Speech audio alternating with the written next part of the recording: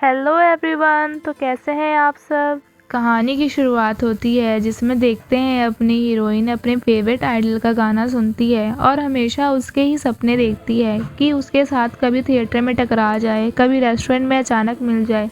ये सब सोचकर वो अपने काम पर चली जाती है। मेंग एक प्रोसिक्यूटर होती है जो एक टेनिस प्लेयर का केस लड़ रही होती है जिस पे आरोप होता है कि उसने अपने जूनियर के साथ असॉल्ट किया है। जब वो कोर्ट पहुंचती है, कुछ रिपोर्टर और मीडिया उसे घेर लेते हैं और केस के रिजल्ट पूछते हैं कि उन्होंने उस आदमी को क्यों छोड़ दिया। वो ये कहकर वहां से निकल जाती है कि कोर्ट का रिजल्ट आने तक कोई फॉल्स इन्फॉर्मेशन ना फैलाया जाए। एक तरफ उसका सीनियर उसे टीवी पर देखकर बहुत खुश होता है कि मेंग कितनी अमेजिंग है, वो अनस्टॉपेबल और अनबीटेबल है। उसका साथी उसे बोलता है इसमें एक्साइटेड होने की क्या जरूरत है, बाहर मीडिया और जनता इतनी भड़की हुई है। तब वो बोलता है पब्लिक तो इमोशनल ही होती है पर कानून लॉजिक से चलता है। वो लोग मेंग के बारे में बोलते हैं कि मेंग वो केस सीसीटीवी फुटेज की वजह से जीत गई। वो इतनी ब्रूटल है कि लगता ही नहीं वो इंसान है, कोई इमोशन ही नहीं है, उसका कोई फैमिली और फ्रेंड नहीं है। जब वो ये सब बात बोलते हैं तब मेंग वहाँ आ जाती है। तब उसका कलीग बोलता है कि उसके बॉस ने उसके केस जीतने की खुशी में उसके लिए पार्टी रखी है, पर मेंग सेलिब्रेट करने से मना कर देती है और ये कहकर निकल जाती है कि मैं नहीं चाहती मेरी वजह से तुम्हारा टाइम बर्बाद हो जाए। उसका बॉस उसे रोकने की कोशिश करता है पर वो वहाँ से चली जाती है। जब वो घर जा रही होती है तब वो अपने फेवरेट आइडल राइक का सॉन्ग प्ले करती है। वो उसकी बहुत बड़ी फैन होती है। घर जाकर वो राइक का पोस्ट लाइक करती है और कमेंट्स करती है। राइक का solo song it's me release हो गया है। अचानक देखती है खिड़की से उसका दोस्त चुंगजे उसके लिए खाने को लाता है। पहले तो मेंग मना कर देती है पर जब वो उसका फेवरेट ड्रिंक दिखाता है तो मेंग उसे अंदर बुलाती है। दोनों ड्रिंक के साथ डिनर करते हैं तो उसका दोस्त बोलता है पहले मेन काम कर लो, बाद में पोस्ट लाइक करना। तो मेंग कहती है कि राइक ही उसकी फर्स्ट प्रायोरिटी है, बाकी सब बाद में। वो इन्वेस्टिगेटर बोलता है उसने उसकी केस जीतने में हेल्प की थी क्योंकि सीसीटीवी फुटेज उसने लाकर मेंग को दिया था, पर लोग उसके बारे में कितना बुरा भला बोल रहे हैं कि पैसों के लिए वो काम करती है, वो ऐसे केस लेती है जिन्हें कोई नहीं लेता। मेंग इन सब बातों को इग्नोर करने को बोलती है और फिर राइक की फोटोज देखती है जो उसने बाय की थी। वो फोटोज को देखकर बहुत खुश होती है। चुंगजे बोलता है पता नहीं तुम इसे इतना लाइक क्यों करती हो, इसमें ऐसा क्या खास है, मैं भी तो इसके जितना ही सुंदर हूँ। मेंग कहती है तुम इसके जैसे बिल्कुल नहीं हो और तुमने कभी प्यार नहीं किया है, इसलिए तुम्हें नहीं पता कि किसी को प्यार करना क्या होता है। प्यार में इंसान लॉजिक भूल जाता है, इसलिए वो इसकी बार बार फोटोज खरीदती रहती है। यहाँ देखते हैं राइक अपने सोलो कॉन्सर्ट के लिए आया होता है, साथ में उसके मैनेजर होता है। फिर भी उसकी एक फैन ने उसे पकड़कर जमीन पर गिरा दिया था। राइक उसे कहता है कोई बात नहीं, पर अंदर जाकर मैनेजर को सुनाता है कि उसने कितनी बार कहा सिक्योरिटी टाइट कर दो, फिर भी उसके साथ ऐसा हो गया और गुस्से में अंदर चला गया। अंदर आने से पहले उसे ये नहीं पता था कि ये कॉन्सर्ट उसे अकेले ही करना होगा, इसलिए वो सभी पर बहुत चिल्लाता है कि उसके साथ हमेशा ये लोग ऐसा ही करते हैं। जब वो अपना आउटफिट देखता है तो उसे पसंद नहीं आता और वापस जाने को बोलता है। तब मैनेजर उसे मनाता है और सबको बाहर भेज देता है। खुद घुटनों के बल बैठकर उसे ये सोलो कॉन्सर्ट करने को बोलता है। ये कहकर उसे मनाता है कि उसके फैंस उसे कितना चाहते हैं और इस कॉन्सर्ट में भी बहुत प्रॉफिट होगा। राइक मान जाता है और नेक्स्ट सीन में ही वो स्टेज पर जाकर अपना सोलो कॉन्सर्ट परफॉर्म करता है। अगले सीन में देखते हैं मेंग कोर्ट में अपना केस लड़ रही होती है और बार बार टाइम देखती है। सामने वाला प्रोसिक्यूटर बहुत ज्यादा टाइम लेता है, वो बहुत टाइम लगा रहा था। मेंग जैसे तैसे अपना केस खत्म कर वहाँ से निकल जाती है, जहाँ वो एक प्रोसिक्यूटर ब्यूंग यून से टकराती है जिसके हाथ में कॉफी होती है,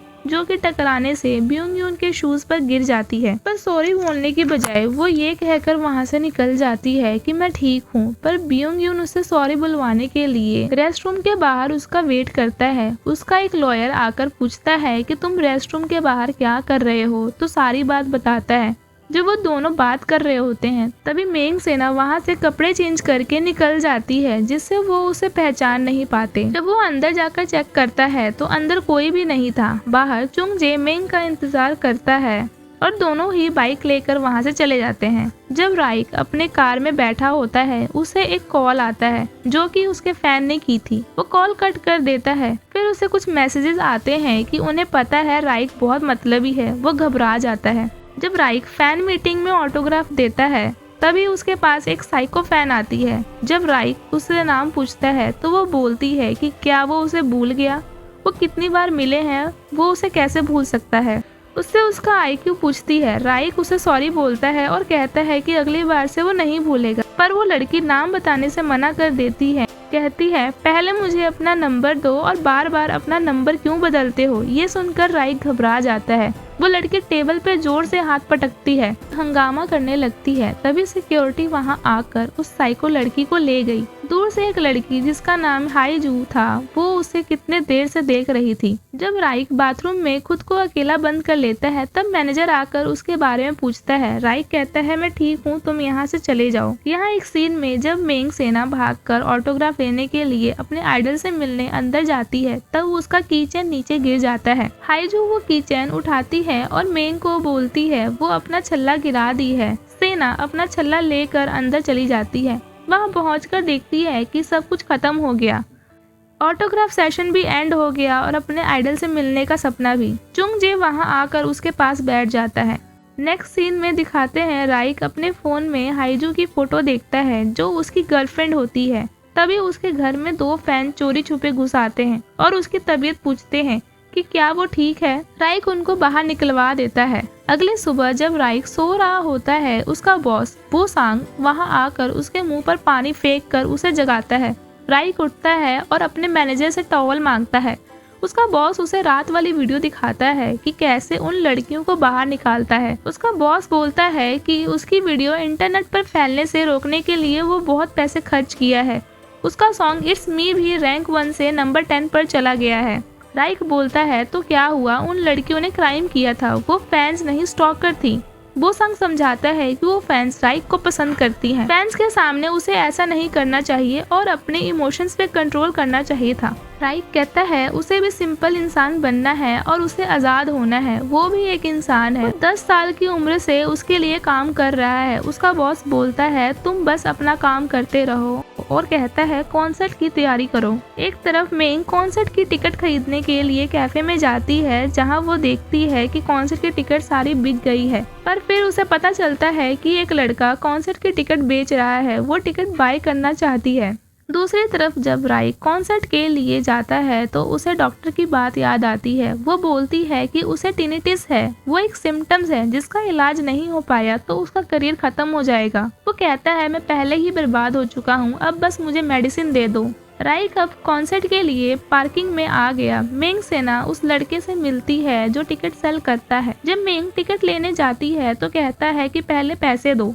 चुंग जे भी उसके साथ आया होता है। वो उसकी वीडियो बनाता है कि एक टिकट के लिए वो कितना पैसा ले रहा है। मेंग वीडियो में बताती है कि उस पर केस हो सकता है और वो जेल भी जा सकता है।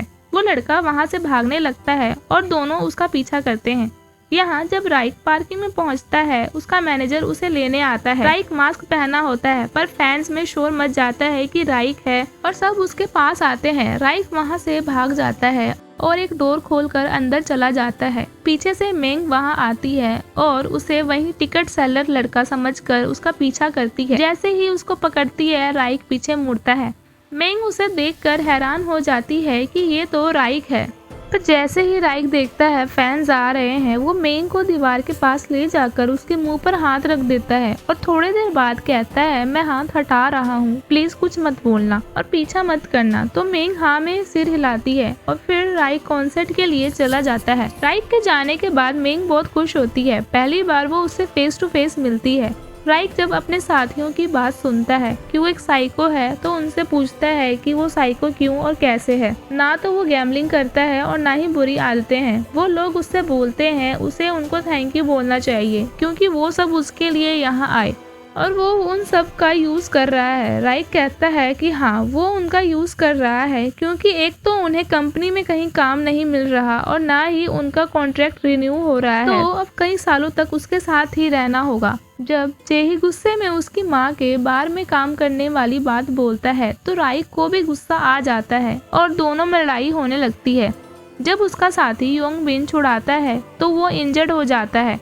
अगले सीन में दिखाते हैं योंग बिन को एम्बुलेंस में हॉस्पिटल में ले जाया जाता है, पर राइक का कॉन्सर्ट होने के कारण वो उसके साथ हॉस्पिटल नहीं जा पाता। यहाँ मेंग अपने घर पर कॉन्सर्ट वाले सीन को याद करके बहुत खुश होती है कि कैसे वो राइक से फेस टू फेस मिलती है। वो कमेंट देखती है जिसमें सभी यही बात करते हैं कि राइक हमेशा अपने टीममेट से लड़ता रहता है और उसने योंगबिन को भी चोट पहुंचाया। तो मेंग बोलती है रूमर्स फैलाना बंद करो।